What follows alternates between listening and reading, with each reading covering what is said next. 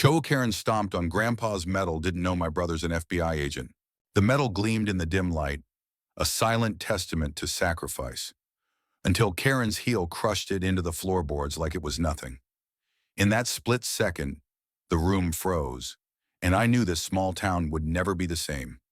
My brother, the quiet guy in the suit, was about to unleash a storm even Karen couldn't outtalk.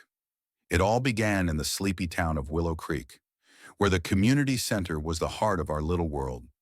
The center wasn't much, just a creaky old building with peeling paint and a display case in the corner that held Grandpa Joe's war medal. That medal wasn't just metal, it was a piece of our family's soul. Grandpa Joe, now 92 and bound to a wheelchair, had earned it in Vietnam, dragging 2 wounded soldiers to safety under gunfire.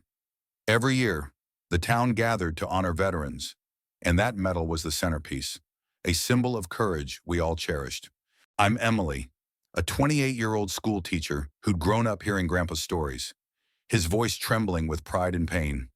My older brother, Matt, was the opposite: quiet, reserved, always in a suit, working some vague government job in D.C.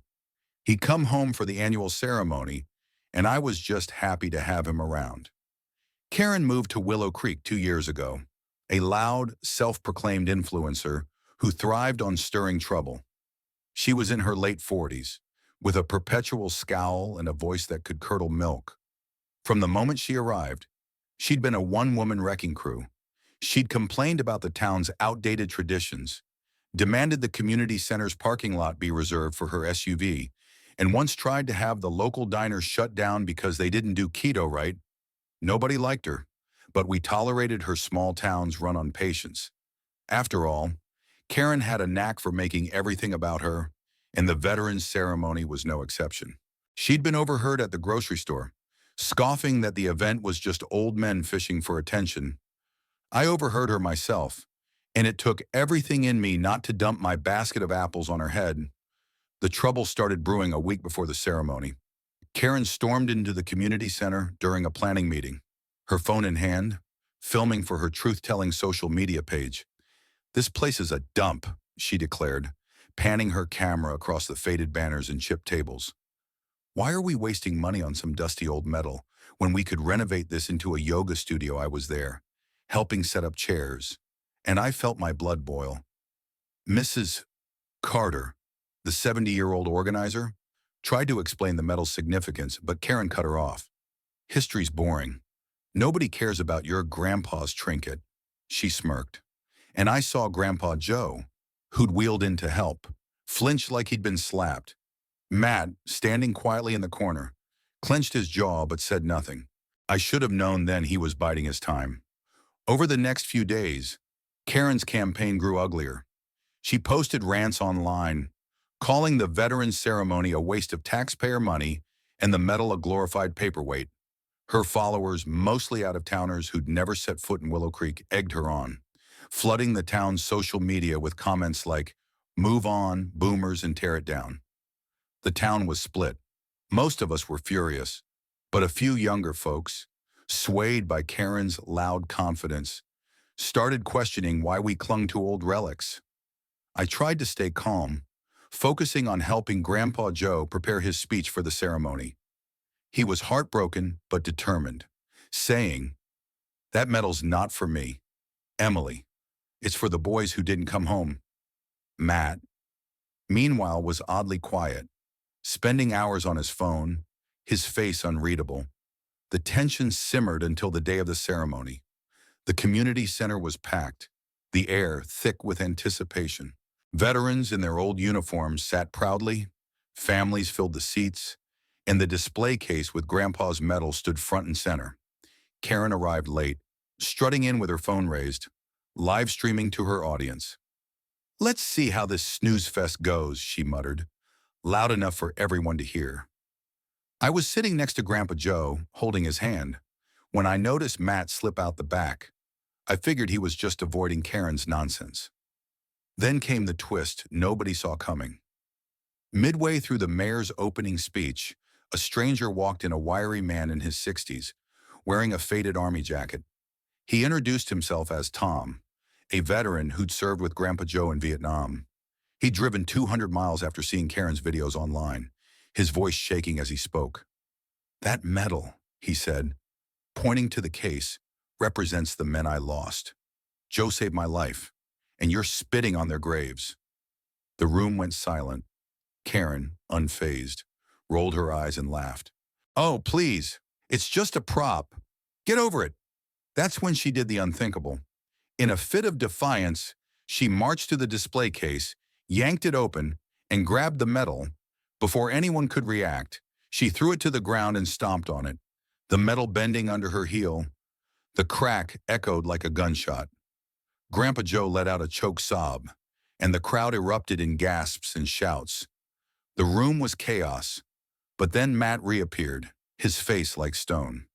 He pushed through the crowd, his suit jacket open to reveal a badge clipped to his belt, an FBI badge. The sight of it shut everyone up.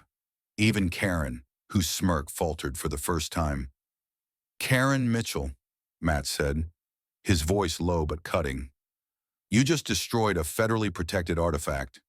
That medal was awarded by the U.S. government, and its destruction is a felony."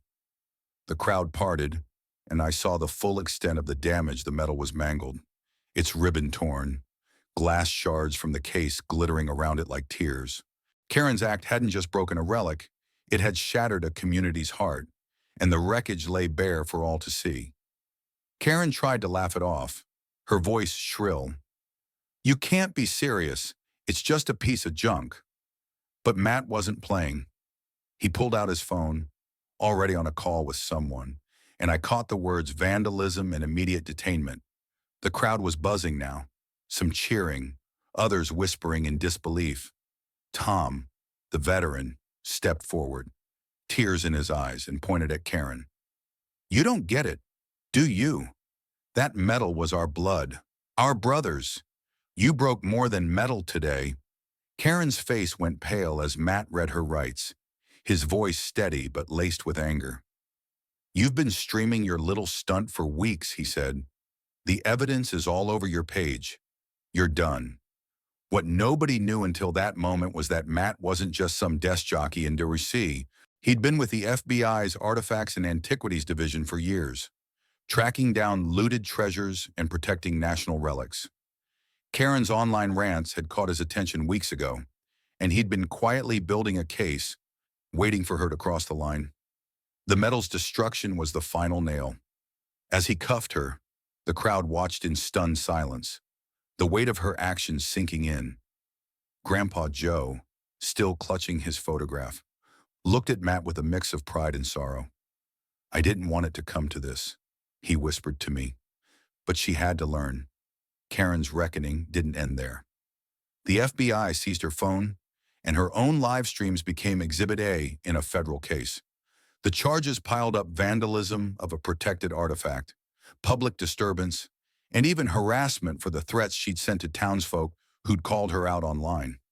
Her influencer career imploded as her followers turned on her.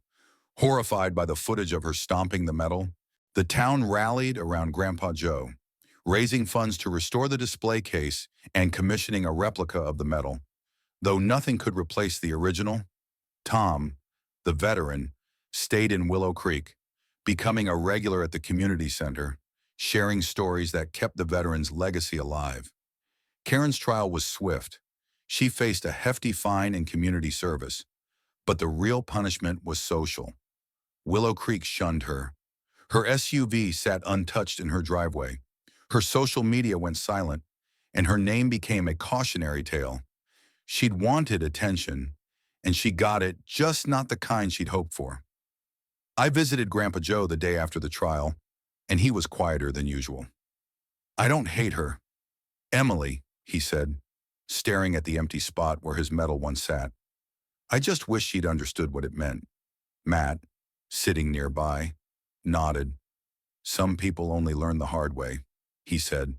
"Looking back, I think about how one woman's arrogance tore at the fabric of our town, and how it took a quiet hero like Matt to stitch it back together. Justice was served, but the cost was high. A piece of our history, gone forever." What do you think? Was Karen's punishment fair, Or did she deserve more? Share your thoughts. I'd love to hear them.